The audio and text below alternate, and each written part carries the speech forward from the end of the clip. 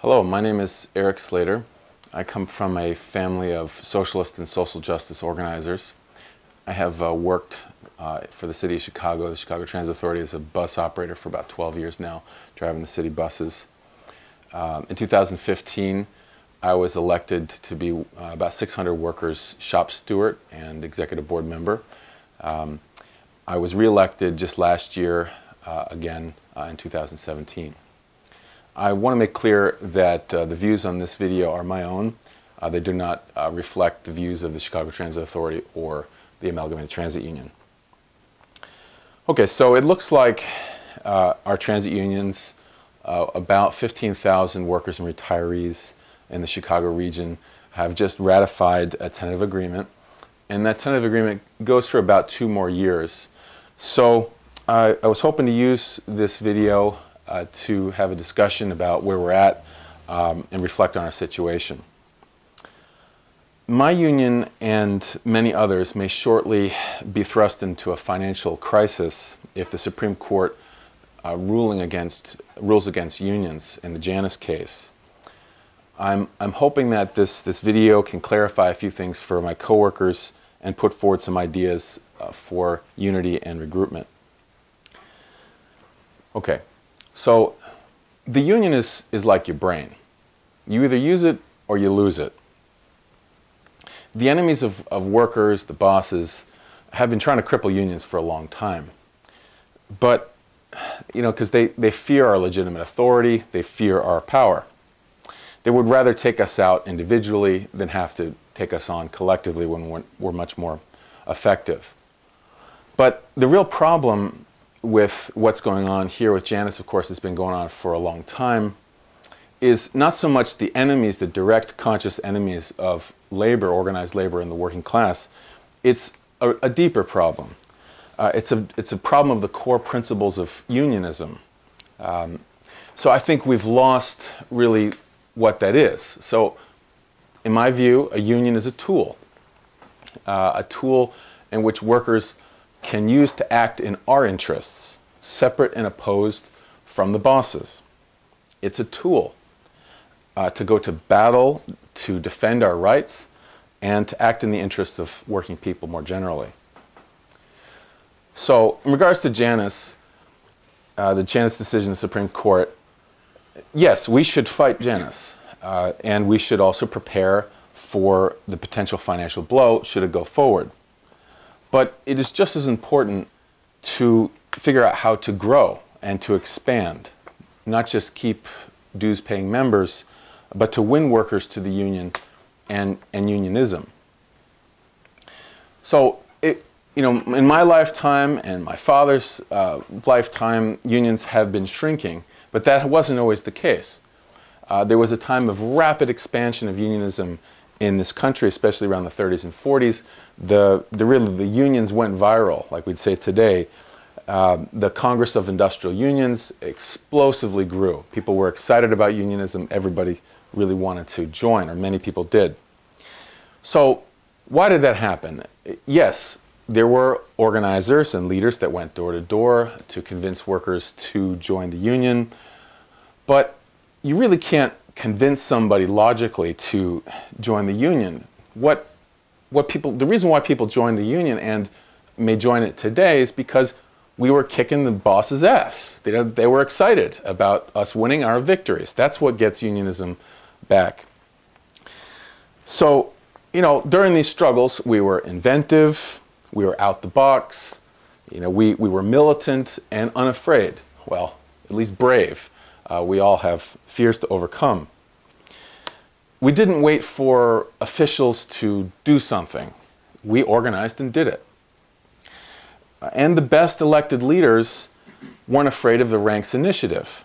They joined us and helped us, helped facilitate it. Remember the great sit-down strikes in the auto industry? Remember the victories of the longshoremen on the West Coast? The Teamsters in the Twin Cities? We directly confronted the bosses. We directly confronted their abuses with our numbers. That's our power, our strength. We won the moral arguments in the community. We won the population to our side. That's how we won. fundamentally. So workers organized independently. 9 out of 10 workers in the United States do not have a union. Many of us are organizing independently.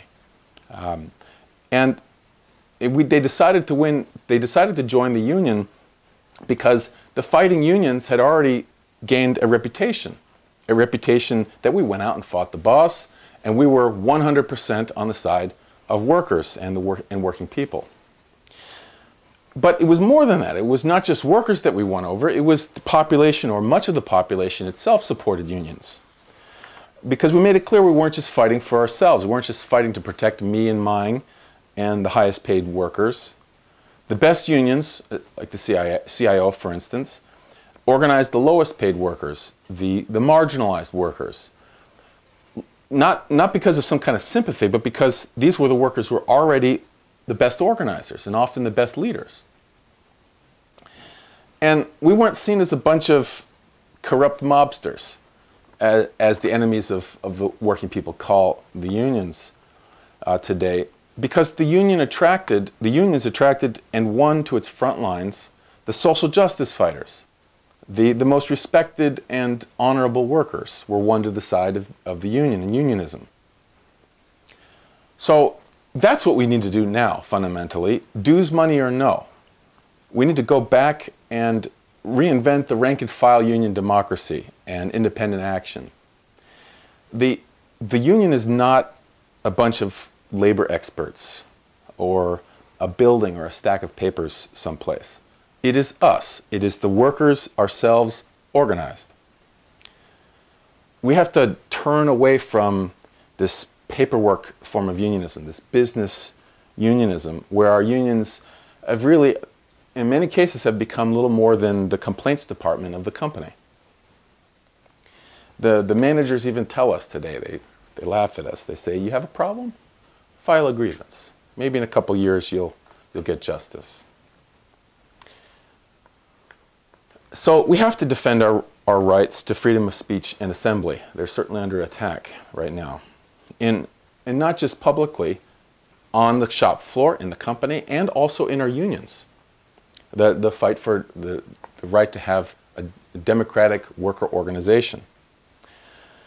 Why is the company so afraid, or the company so afraid that we will talk to each other, talk to other unions, or speak out publicly? Because solidarity works. Because we are smarter, wiser, more effective when we are informed and we put our heads together. So we have to unite. A lot of people are saying that, but what does that look like? How do we do it? Just a few weeks ago, our public transit unions in Chicago held combined membership meetings at the Chicago Teachers Union building. Workers from different job classifications, from bus operators to rail operators to customer service assistants, maintenance and clerical workers. We talked out our concerns and began to break down the barriers between us. Some of us are now meeting regularly to turn in this direction. If you want to join us or have any questions, send us an email to transitworkersunite@gmail.com or go to our Facebook group. Okay, Transit Workers Unite. Unity and action. Sounds good, but again, what do we mean by unity? Unity with our coworkers, our community allies, unity with other unions and worker organizations. We do not mean unity with the bosses and his managers. We do not mean unity with politicians who are controlled by political parties that we don't control. We mean unity between black, white, Latino workers, between Christians, Jews, Muslims, and other religions, and non-believers. We also mean unity between male and female, and those of us who are non-gender conforming, or gender conforming to stereotypes. We unite on the basis of respect and a shared commitment to combat sexism, racism, religious discrimination, and bigotry of all kinds. This is not just some kind of PC BS. This is very serious important issue that we have to take on now. It's not just something for activists. It cripples our unions. It has over and over again harmed us from the inside. It has harmed our actions. It harmed our movements. It's harmed our organizations. We have to take this on. So what do we mean by action? Going on public campaigns to win support for our hard work and better working conditions. Campaigns not just for us, for ourselves, but for the working class more generally. Like campaigns for union scale jobs and expansion of public transportation. Campaigns that are built to mobilize workers at the work site and in the streets, to show our numbers, to build our confidence. So what does that look like? In Chicago in 2015, students and activists joined hundreds of transit workers in confronting the Chicago Transit Authority bosses at a public hearing in Kennedy King Community College. It was exciting, I remember. The city administration promptly backed off their public media attacks on us. In 2016, we joined the Chicago teachers for a day of action all over the city. This was a preliminary one-day general strike that brought in many sections of the working class. Also in 2016, community allies from unions to public transit groups to environmental justice fighters to disability rights groups to social justice fighters joined transit workers in several community speakouts. We showed how our fight was together, how we could join forces for similar goals. In 2017, Chicago transit unions had several successful actions, together going to train and bus stops and confronting the Chicago Transit Authority right in their house, in their HQ. So we know how to do this. We have a history of it. We have done it. But it isn't easy. We need to be in it for the long haul. We need to be in it to win it. We need to create a pole of attraction for the social justice fighters and the respected and honorable workers among us to lead.